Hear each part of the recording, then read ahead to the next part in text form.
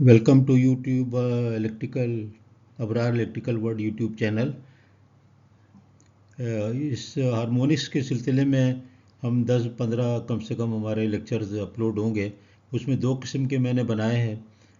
एक तो वो है जो कि क्लासरूम सेटिंग्स में है और उसमें कभी स्टूडेंट होते हैं, कभी नहीं भी होते, कभी ऑनलाइन होते हैं, लेकिन उसमें काफ़ी चीज़ें इंटरेक्टिव होती हैं क्योंकि मैं वाइट बोर्ड पे उसको उसी वक्त बनाता हूँ, करता हूँ और कुछ एडिशन अल्टेशन करता हूँ जो कि पावर पॉइंट में पॉसिबल नहीं है। तो दो किस्म की हैं, एक तो पावर पॉइंट है, उन पर पीपीटी लिखा होगा, और एक में क्लासरूम सेटिंग आमतौर पे लिखा होता है। तो वो फिर समझे क्लासरूम में, उसमें ज़रा अच्छी तरह मुझे लगता है कि समझ में आता है और समझाने में आसान होता है, और बहुत सी डायग्राम जो इसमें बनाना मुश्किल है उसमें आराम से बन जाती हैं।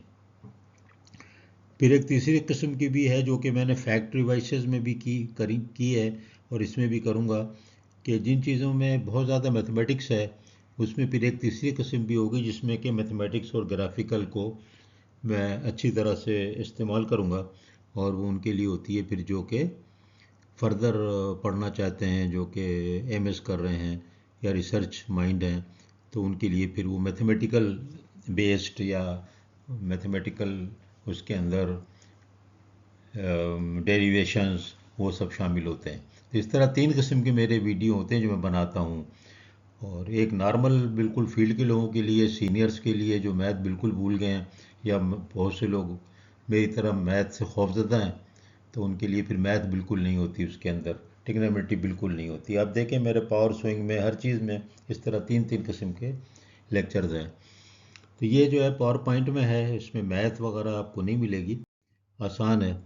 अब देखिए हारमोनिक्स का जो है, आप सबसे पहली बात बस ये याद रख लें कि हारमोनिक्स कोई ख़ास चीज़ नहीं है। हारमोनिक्स तो बड़ी अच्छी चीज़ है, बल्कि आप देखें ना, ये जो म्यूज़िक होती है उसमें जो नोट्स होते हैं वो भी तो हारमोनिक्स होते हैं ना। हारमोनियम नहीं आपने नाम सुना, हारमोनियम, तो ये सब वही चीज़ें हैं। तो साउंड की उसमें जाएँ तो ये हारमोनिक्स से बिल्कुल डिफरेंट टाइप की एक से एक आवाज़ें पैदा करते हैं, और यही आवाज़ें जब इलेक्ट्रिकल सिस्टम में मुख्तलिफ फ्रीक्वेंसी की शक्ल में हों तो बड़ी उलझन होती है, उनके नुकसानात हो जाते हैं इलेक्ट्रिकल सिस्टम में। अब फंडामेंटल फ्रीक्वेंसी आपको शुरू से मालूम है कि 50 साइकिल हमारे यहाँ है और 60 साइकिल नॉर्थ अमेरिका में है। तो इनका जो इंटीजर मल्टीपल होगा, इंटीजर का मतलब है कि काउंटिंग नंबर जिसको पढ़ाया जाता है पहली क्लास में, 1 2 3 4 5 6, उसका मल्टीपल होगा। इवन ऑड सबका मल्टीपल होगा, फ्रैक्शन नहीं होगा और निगेटिव नंबर भी नहीं होगा, तो उसको कहते हैं इंटीजर। और उस इंटीजर से जब ज़रब करते हैं फंडामेंटल को, तो हमें डिफरेंट फ्रीक्वेंसीज मिलती हैं। उन फ्रीक्वेंसीज को जैसा कि इस स्लाइड में भी आप देख रहे हैं, अगर आप 50 को 2 से ज़रब करें तो 100, 3 से तो 150, 4 से 200, इस तरह अगर आप 60 साइकिल नॉर्थ अमेरिका में करें तो 60 का 120 हो जाएगा, और 3 से मल्टीप्लाई करें तो 120 हो जाएगा। तो जिससे मल्टीप्लाई करते हैं उसी वही उसका नाम पड़ जाता है। यानी कि मैं 2 से ज़रब करूँगा ना तो मैं कहूँगा सेकंड हार्मोनिक्स, और जब 1 से करूँगा तो फर्स्ट हार्मोनिक। तो फर्स्ट हार्मोनिक क्या वो तो जवाब में फंडामेंटली आ जाएगा, 50 इंटू 50, 50 इंटू 1, 50 आया, तो फर्स्ट हार्मोनिक हो गई। और उसके बाद जितने जिससे भी ज़रब करूँगा वही मैं उसका नाम रख दूँगा। बहुत आसान हो गया ना, जिससे भी ज़रब करो उसका नाम रख दो। हर तरह की फ्रीक्वेंसीज होती हैं, ये आइसोलोस्कोप पे जब एनालाइज करते हैं तो उसके बाद पता चला कि इसमें ये टाइप की फ्रीक्वेंसी होती हैं। इसमें आगे आता हूँ मैं कि ये 2 या 3 या 4 मल्टीपल क्यों, 1.5 क्यों नहीं, 2.5 क्यों नहीं, तो आप देखें तो आपको मैं समझा दूंगा आगे, और वो भी उसकी मैथमेटिकल एस्पेक्ट में नहीं जाऊंगा मगर अलग स्लाइडों में जाऊंगा। तो ये जो है ना, ये जो आपने फोरियर सीरीज़ का नाम सुना है, तो असल में होता क्या है? होता ये है कि जब भी आपके पास कोई ऐसा इक्विपमेंट है जो कि नॉन साइनसोइडल, उसको वोल्टेज अप्लाई करें तो नॉन साइनसोइडल करंट पैदा हो रहा है, और अगर वो नॉन साइनसोइडल करंट किसी वजह से बह रहा है सिस्टम में, तो बीच में जितनी चीज़ें आएंगी उसके थ्रू भी वो पास होगा नॉन साइनसोइडल करंट। मतलब ये कि एक मेरे पास एक ऐसी चीज़ है जो कि मेरे पास इन्वर्टर वाला एसी है, और वो नॉन साइनसोइडल करंट ड्रॉ करना शुरू हो गया, तो उसके बीच में जो भी मेरा वायर आ रहा है उसका कोई रेजिस्टेंस है, उसका कोई रिएक्टेंस है, और उसके पीछे कोई ट्रांसफार्मर है कंपनी का, यूटिलिटी कंपनी का, तो सब में से वो करंट आएगा ना। तो सब करंट आएगा तो उसका वोल्टेज ड्रॉप भी डिस्टॉर्टेड होगा, डिस्टॉर्टेड होगा। क्योंकि आप देखते हैं, आपने अगर रेक्टिफायर का ज़रा भी याद हो, आप देखें पल्सेस की शक्ल में होता है, स्क्वायर वेव की शक्ल में होते हैं, तो इसी तरह जो ये जो एसी से डीसी, डीसी से एसी करते हैं, तो ये पर पक्की पक्की साइनोसॉइडल वेव नहीं होती, और जो भी वेरिएशन फ्रॉम साइनोसॉइडल होगा वो डिस्टॉर्टेड वेव फॉर्म को जन्म देगा। That will create a distorted wave form. Distortion क्या मतलब है कि जो साइनोसॉइडल वेव फॉर्म है ना, वो उस तरह की ना हो, अजीब सी ऊंची नीची हो, बिल्कुल उस तरह स्मूथ जो हम साइन वेव जानते हैं वैसी ना हो, तो वो डिस्टॉर्टेड है। तो ये फोरियर जो साइंसदान था, फिजिक्स और मैथमेटिक्स वाला, इसने ये पता किया कि जो डिस्टॉर्टेड वेव फॉर्म होती है, इसको अगर एनालाइज करें तो it is a composition of various number of sine waves, pure sine waves. क्या फूरियर सीरीज ने एनालाइज ये किया कि जो भी डिस्टॉर्टेड वेव फॉर्म है that is a compound wave या composite wave which consist of various number of sinusoidal wave forms of different frequencies. और वो डिफरेंट से जब उसको उसे चेक किया तो पता चला कि डिफरेंट का मतलब ये है कि integer multiple of the basic और द फंडामेंटल और the prime wave form. 50 cycle वाली का कोई ना कोई वो मल्टीपल होगा, 1 2 3 4 5 8 10 15 20 25 30 40, कोई भी मल्टीपल होगा। तो वो उसको जब आप ग्राफिकली या वेक्टोरली या अलजेब्रिकली यानी सम करें तो उसके नतीजे में क्या निकलेगा, उसके नतीजे में एक डिस्टॉर्टेड वेव फॉर्म निकलेगी। अलग अलग सबको देखेंगे तो वो जो थी वो होंगी साइनोसॉइडल वेव फॉर्म, बस उनकी फ्रीक्वेंसी अलग अलग होगी। कोई 3 से ज़रब करेंगे तो 150 होगी, तो 2 3 4 5 8 10 15 सब होंगी। हाँ, ये और बात है कि जब हम कॉजेज़ की इसमें बात कर रहे हैं तो फिर कॉजेज़ के हिसाब से बाज़ इक्विपमेंट जो है सारी फ्रीक्वेंसीज पैदा नहीं करते, और बाज़ जो है वो कुछ को ज़्यादा पैदा करते हैं, कुछ को कम पैदा होती हैं, तो उसके हिसाब से फिर कैटेगराइज होते हैं इक्विपमेंट, उसके हिसाब से सोल्यूशन होता है, मिटिगेशन होता है, कैसे रोकें कैसे कम करें।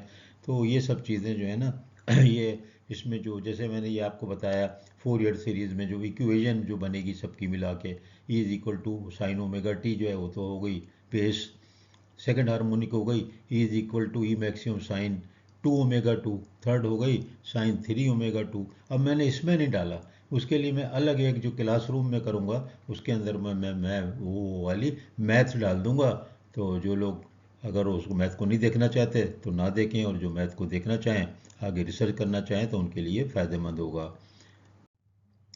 अब लोड जो मैंने आपको बताया और आपने पढ़ा भी है, आपको मालूम भी होगा बहुत सौ को कि लोड जो है दो किस्म के होते हैं, लीनियर और नॉन लीनियर। अब इसमें भी देखें मैंने यहाँ मैथ नहीं डाली, मैंने ग्राफ नहीं डाला, क्योंकि मैं सिर्फ ये उन लोगों के लिए बनाया है, मैंने पीपीटी उन्हीं लोगों के लिए बनाऊंगा जो कि मैथ और ट्रिग्नोमेट्री और ग्राफ के चक्कर में नहीं पढ़ना चाहते। दो किस्म के लोड होते हैं, एक लोड जो होता है लीनियर होता है, लीनियर इक्वेशन हमने पढ़ी है, लीनियर इक्वेशन का ग्राफ वगैरह स्ट्रेट लाइन होता है, वो मैं क्लासरूम वाली सेटिंग में बताऊंगा, इसी तरह का होगा लेकिन वो ग्राफिकल और ट्रिग्नोमेट्रिकल होगा। तो वो लीनियर लोड ये है कि जो ओम्स लॉ फॉलो करे ना, समझो वो लीनियर है।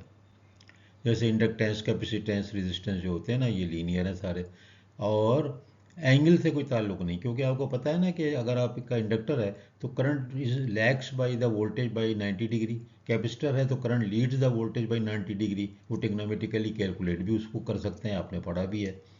तो लैगिंग और लीडिंग से फ़र्क नहीं पड़ रहा, यानी एंगुलर शिफ्ट जो है ना, प्लस माइनस, इससे शिफ्ट, इससे डिस्टॉर्शन इसको नहीं कहते।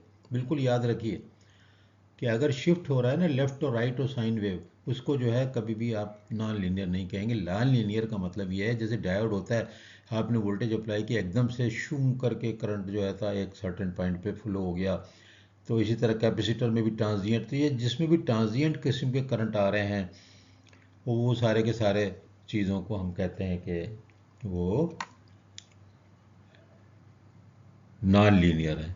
और लीनियर उनको कहते हैं जो कि सीधा सीधा ओम्स लॉ फॉलो करे, यानी कि प्रोपोर्शनल होता है वोल्टेज और करंट। तो नॉन लीनियर लोड मैंने इसमें बता दिया, इसमें अभी आगे और आप देखेंगे डिटेल में एग्जांपल, लेकिन मैंने आपको बता दिया कि इसमें जो है करंट है, वोल्टेज अप्लाई करें तो फिर करंट जो है वो प्रोपोर्शनल नहीं होता किसके, वोल्टेज के, वो एक पी की किस्म की या अजीब और गरीब किस्म की कोई भी वेव फॉर्म उसकी हो सकती है, depending upon the device, equipment, thyristor, diode और आईजीबीटी और जो भी, यानी तो अलग अलग हो सकती है।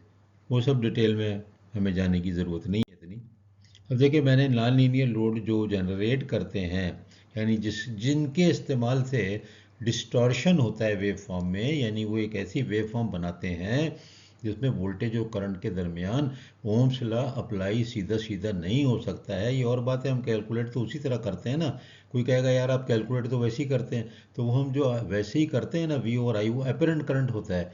वो हम उसकी वेव फॉर्म की बात कर रहे हैं कि उस अपरेंट करंट के अंदर जो वेव फॉर्म आ रही है उसके अंदर क्या कुछ है। जब उसको देखते हैं, करंट का जवाब तो वोल्टेज और करंट निकाला आपने, आपने कहा यार एसी है मेरा 20 एम्पियर ले रहा है, तो वो इस 20 एम्पियर का मसला नहीं है। 20 एम्पियर जो ले रहा है ना, इसको जब एनालाइज कर रहे हैं तो पता ही चल रहा है कि यार ये तो साइन वेव नहीं है। हमने तो वोल्टेज साइन वेव दिया था जो यूटिलिटी से आया था, और इसमें जो करंट है वो साइन वेव नहीं है, वो अजीब कटा पटा ऊपर नीचे है। तो इसका मतलब क्या हुआ, डिस्टॉर्ट हो गया। डिस्टॉर्ट हो गया इसका मतलब उसके अंदर, अगर आप उसको फोरियर सीरीज से एनालाइज करें तो उसके अंदर बहुत सी वेव फॉर्म होंगी जो अपनी ज़ात में साइनोसॉइडल होंगी, लेकिन वो अलग अलग उनकी फ्रीक्वेंसी होगी। जब उनको ग्राफिकली सम अप करोगे तो ऊपर नीचे ग्राफ हो जाएगा। एक मैं एग्जांपल, मैंने एक डायग्राम है आगे, मैं आपको दिखाऊंगा तो आपको थोड़ा सा क्लियर हो जाएगा। ये वाली टॉपिक है मेरी इस वक्त। पावर पॉइंट जो है ये है मेरी कॉजेस से मुतालिक, कौन सा इक्विपमेंट जनरेट करता है। अब देखो ये आपको, देखो ना यहाँ पर कितना ये क्लियर बात है। देखो ये जो है ना, ये जो ब्लू इतनी बड़ी लाइन, ये देखें, ये तो हो गई साइन वेव। एक साइकिल पूरा यहाँ तक हो गया 0, 90 डिग्री, पाई/2 और पाई 180 डिग्री, ये एक साइकिल इसको कहते हैं। लेकिन अगर आप जो है इसको देखो ब्लू को, तो इसका एक साइकिल ये हुआ, ये आया ना 90, इसका छोटी वाली एक साइकिल हो गया, एक, दो, फिर 0 आ गया, फिर ये 1, 2, 3। तो जितने में इस बड़ी वाली वेव फॉर्म का फंडामेंटल का एक साइकिल हुआ, जितने टाइम में 20 मिलीसेकंड टाइम हुआ ना, अगर 50 साइकिल देखें करें इसको, 50 साइकिल का मतलब 1/50 टाइम हो गया, 1/50 का मतलब 20 मिली साइकिल हो गया, तो मिली सेकेंड हो गया। तो जितना 20 मिली सेकेंड में फंडामेंटल एक एक वेव कंप्लीट हो रही है उसकी, और उसी में इस जो छोटू जो ब्लू दिखाई हुई है, इसकी 3 वेव फॉर्म बन रही हैं। इसका मतलब इसकी फ्रीक्वेंसी कितनी हुई, 3। पहले वाले की तो एक हुई ना, पूरे 0 टू पाई में वो 3 थी, 1 थी फंडामेंटल। ये कितनी है, 3। ये 3 है तो इसको क्या कहेंगे हम, ये थर्ड हार्मोनिक।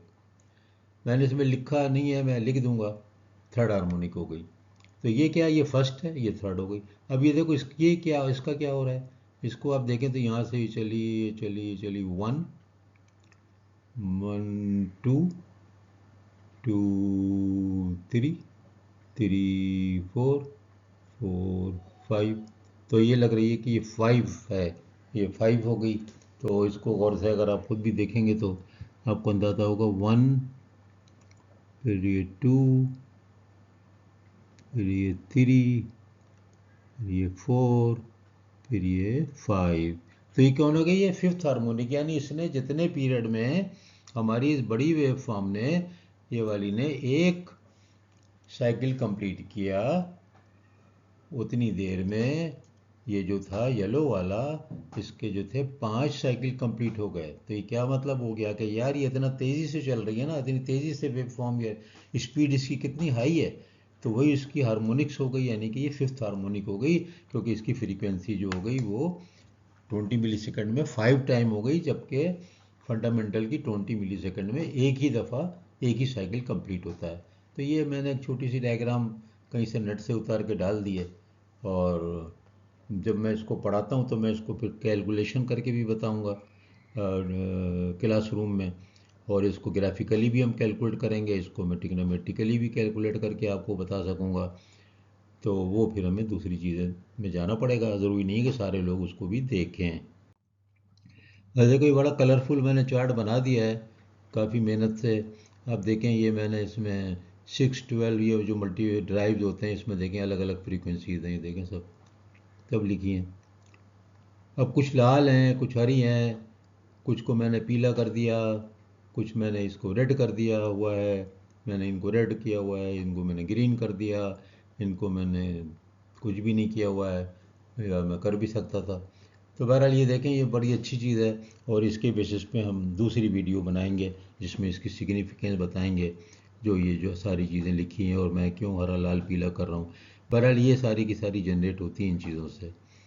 ट्रांसफार्मर मैंने लिख दिया है, जब एनर्जाइज करते हैं ना, जब ये इसके अंदर ये वाली फ्रीक्वेंसीज की हार्मोनिक पैदा होती हैं। जब नॉर्मल रन कर रहा होता है तो यूजुअली अगर उसके ऊपर लोड जो है अच्छा है, लीनियर है, तो उसमें फिर नहीं होगा। लेकिन ज़ाहिर है लोड तो सब लीनियर नहीं होगा। तो जो ये मैंने आपको बताया ना कि अगर लोड लीनियर नहीं है तो उसको जो करंट ड्रा करेगा वो जिस भी जगह से गुजरेगा, ट्रांसमिशन लाइन हो या ट्रांसफार्मर हो या जनरेटर हो, उन सब के अंदर भी वो साइनसोइडल करंट फ्लो होगा और साइनसोइडल वोल्टेज ड्रॉप होगा। तो सॉरी, उन सब के अंदर भी नॉन साइनसोइडल डिस्टॉर्टेड करंट वो बहेगा जो लोड ड्रा कर रहा है, और उन सारे इक्विपमेंट में ये non sinusoidal distorted voltage drop भी होगा, और सबके सभी जो है उसका शिकार होंगे, सबके ऊपर उसके बैड इफ़ेक्ट आएंगे। नॉर्मली बैड इफ़ेक्ट होते हैं इनके, इनको कम करना होता है। उनके बैड इफ़ेक्ट पे भी हम बात करेंगे अलग, इनके हम फ्रीक्वेंसीज पे बात करेंगे, इनके ऑर्डर पे बात करेंगे, इनके डिग्री पे बात करेंगे, इनके मैग्नीट्यूड निकालने का तरीका बताएंगे। सबके ऊपर पावर पॉइंट भी होगी, और सबके ऊपर जो है ये हमारी क्लासरूम सेटिंग में भी होगी जिसमें रियल कैलकुलेशन करके दिखाऊंगा। और ये जो है ये आप सब्सक्राइब करें, बड़ा नया टॉपिक है। मैंने प्ले लिस्ट अलग बना दी है इसकी भी, एक प्ले लिस्ट मैंने बना दी है flexible AC transmission fact devices की। उसमें मेरा ख्याल है 37-38 तो मेरी वीडियो हो चुके हैं, और ये जो है ये भी डेवलप हो रही है। इसके अंदर भी आप देखेंगे 15-20 तो इसके अंदर होंगे लेक्चर, और इसका नाम मैंने रख दिया है हार्मोनिक्स। तो प्ले लिस्ट में जाएंगे तो आपको सारी मिल जाती हैं, तो पढ़ने में आसान हो जाता है। तो बहुत बहुत शुक्रिया। ये हार्मोनिक्स कॉजेस था। हर एक में जो है ना ये थोड़ा से कुछ इसमें से स्लाइडें रिपीट होंगी जब हम पढ़ाएंगे आपको कि ऑर्डर क्या है, या बैड इफ़ेक्ट क्या है, या मिटिगेशन क्या है। और कुछ इंट्रो की तो एक दो सब में, पहली दूसरी तो सब में ही आ जाएगी।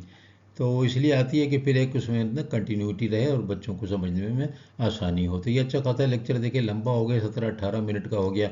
लेकिन चूंकि अब ये इंट्रोडक्टरी टाइप के हैं और ये टॉपिक नया है, और इससे लोग डरते हैं, क्योंकि जब भी किताब खोलो तो 50 किस्म की वेव फॉर्म और जनाब वाली उसमें अजीब सी किस्म की इक्वेशन और फोरियर सीरीज़ का नाम देखते ही मैं खुद ही डर जाता था। तो मैं आपको क्या कहूँ। तो मैं इसीलिए ज़्यादा उन चीज़ों को इसमें नहीं डाल रहा हूँ। पावर पॉइंट को मैं बड़े प्यार मोहब्बत से आप लोगों के लिए बना रहा हूँ कि उसके अंदर ज़्यादा मैं मैथ न डालूँ। मैथ क्लासरूम में डालूँगा तो अपनी अपनी चॉइस होगी, जो चाहे जिसको पढ़े। बहुत शुक्रिया। सब्सक्राइब कर दें और लोगों को बता दें, ये बहुत अच्छा होगा सबके लिए।